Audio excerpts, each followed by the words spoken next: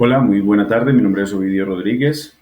Soy estudiante de Derecho y en este momento realizando esta actividad para el curso de Derecho Constitucional Colombiano. En este caso vamos a hablar sobre un caso ficticio que se desarrolló en la ciudad de Usme. El caso presenta el desalojo forzado de un grupo de familias que estaban en dicha localidad. A pesar de que ellos habían vivido allí por más de 10 años, la alcaldía local ordenó la demolición de sus viviendas, con la razón que necesitaban hacer allí un proyecto de vivienda social, de vivienda de interés social bis. Este desalojo se llevó a cabo sin una orden judicial previa, lo cual pues ya constituye que no fue a través del debido proceso. Entonces, no garantizó el derecho a la defensa de las personas que estaban siendo afectadas y tampoco se les ofreció una alternativa de vivienda digna, ni se les dio una indemnización adecuada. Entonces, como resultado, estas familias fueron desalojadas y tuvieron que se vieron obligadas a vivir en situación de calle con todas las situaciones que ya de allí se derivan. Entonces, ¿cuáles fueron los derechos en este caso que estaban en colisión o confrontación? Entonces, en este caso hubo o se presentó una violación masiva de derechos. Y hago énfasis en la palabra masiva porque no solamente fue una violación masiva de derechos, que habla ya del número de derechos que fueron violentados, sino por el número de personas que fueron afectadas y por el tipo de derechos que fueron afectados, que también fueron varios. En este caso, derechos fundamentales. Entonces aquí se vulneraron el derecho a la vivienda digna, que está consagrado en el artículo 51 del Código de la Constitución Política, que antes era un derecho asistencial, pero ahora ya es un derecho fundamental. El derecho al debido proceso, que en este caso hay algo que el ejercicio no explica, pero se presume que era un predio de bien público, que era la administración, porque las personas ya llevan 10 años viviendo allí. Si fuera de un privado, pues lo más probable es que en estos 10 años alguien ya hubiera hecho alguna acción.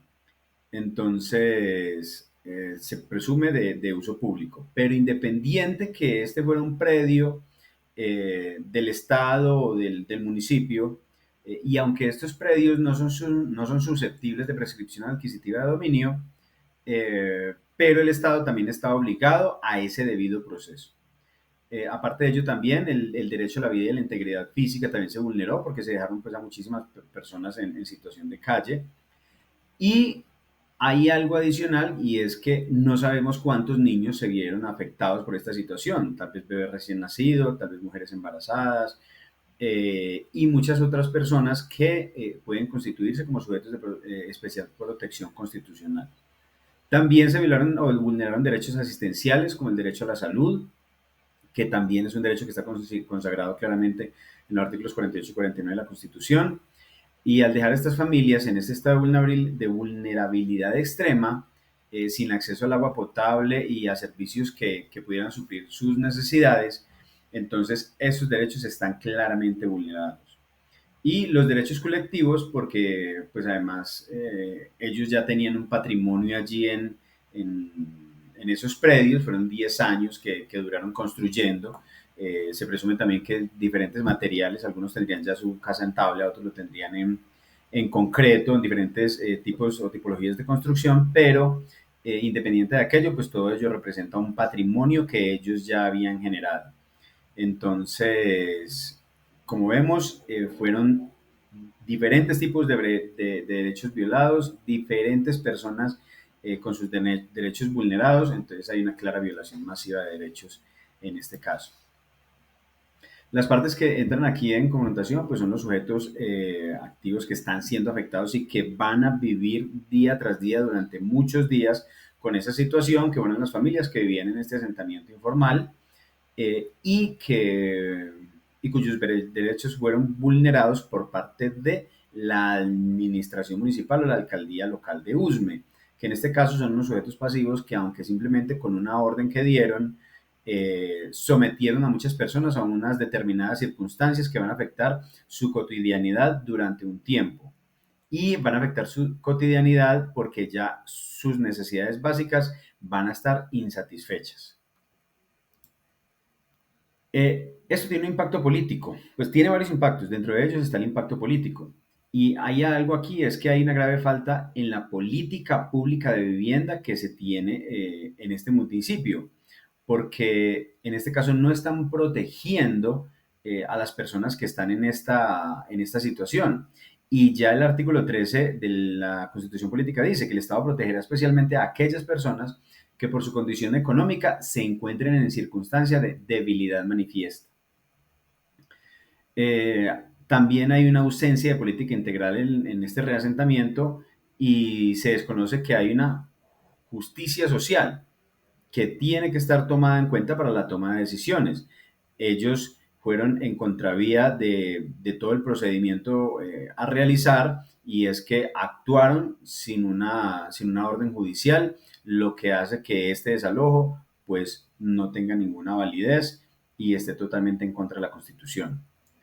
Y hay una clara pérdida de la confianza en las entidades públicas, pues porque se nota aquí que están buscando favorecer intereses, quién sabe de qué tipos y políticos o económicos, porque están buscando beneficiar a personas que, como es un proyecto de vivienda de interés social, están buscando satisfacer o la necesidad o beneficiar a personas que ganan más de un salario mínimo en contravía de perjudicar a aquellas personas que están en situación de extrema pobreza. Entonces, en cuanto al impacto económico y las consecuencias, es que las familias van a perder sus bienes o pierden sus bienes y el lugar de residencia. Entonces, esto los obliga a quedar en situación de calle, a tener un futuro incierto, a no saber qué va a pasar con su situación. Y normalmente estas situaciones, si no hay un proceso claro y una defensa clara, pues obviamente ellos van a quedar en esta situación durante mucho tiempo a menos que alguien se sume a tratar de buscar soluciones inmediatas como son las que se requieren en un caso como este. Muchos de ellos van a perder sus trabajos porque al no tener una vivienda, pues obviamente ya toda la cotidianidad y la rutina que se genera después de tener ciertas necesidades básicas cubiertas, pues ya se darán por añadidura. Si una persona entonces puede levantarse, puede bañarse, puede calentar su desayuno y tiene su ropa limpia, va a poder acceder a un trabajo, va a poder acceder a un transporte, etcétera. Pero si una persona no tiene lo básico, pues obviamente todo lo demás desde allí se quita de la ecuación. Y en este caso también hay algo muy importante y es que hay distintas realidades que se presentan en esta situación, las cuales no se describen expresamente en el caso, pero se deducen al conocer lo básico. Entonces, ¿qué se deduce de acá? Pues que tal vez hay personas en situación de discapacidad física, discapacidad mental, pueden haber mujeres embarazadas, adultos mayores, seguramente estas personas son desplazados por la violencia o fueron desplazados en alguna calamidad pública que hubo en algún sector. En conclusión, es claro que si bien o la mayoría o todas las personas que fueron víctimas de este desalojo constituyen a personas que están en situación o perdón, o que son sujetos de especial protección constitucional. Hay unas situaciones sociales, se pierde el sentido de pertenencia por el sector de la ciudad, hay una exclusión social y una estigmatización porque estas personas van a llegar a otros lugares a buscar tener su vivienda y hay una inversión clara de prioridades, porque como decía en otro momento, entonces aquí se está buscando favorecer a un grupo de personas que ganan entre 1 y 4 salarios mínimos, que son los que pueden acceder a estas viviendas de interés social, se satisfacen estas personas, pero por otro lado, entonces, las personas que están en situación de extrema pobreza se está quitando su derecho a la vivienda digna y a tantos otros derechos que ya vimos que están bien siendo vulnerados.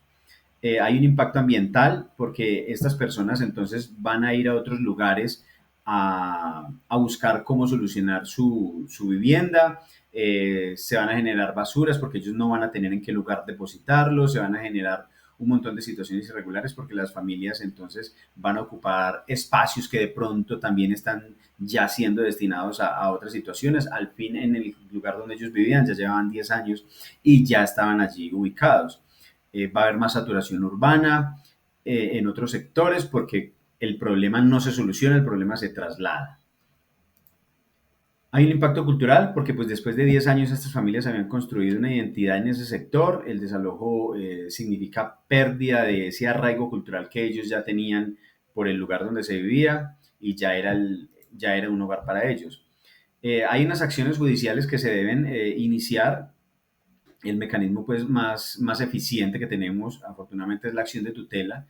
Se puede interponer una acción de tutela por parte de todos los afectados con solicitud de medidas cautelares urgentes para poder atender situaciones apremiantes que estén presentando estas personas en situación de vulnerabilidad adicional a la que ya se presenta por la pérdida de la vivienda digna. Una persona que esté dependiente de oxígeno, una madre embarazada, pues obviamente va a tener unas circunstancias distintas a si es una persona que está en completa salud y no tiene, por ejemplo, estas características que acrecentan más la situación problemática. Colocar el caso en medios, porque estas son situaciones obviamente que tienen que estar en conocimiento público, porque aquí, entonces, si hay niños, pues el ICBF ya tendría que entrar también a comparecer en estas situaciones. La Procuraduría General de la Nación también tendría que entrar a revisar qué fue lo que sucedió y para esto, pues obviamente instalar una acción popular para solicitar medidas colectivas, no solamente inmediatas, sino también que permitan que este tipo de situaciones no se vuelva a presentar. Esta es la actividad, agradezco mucho su atención y deseo una excelente tarde.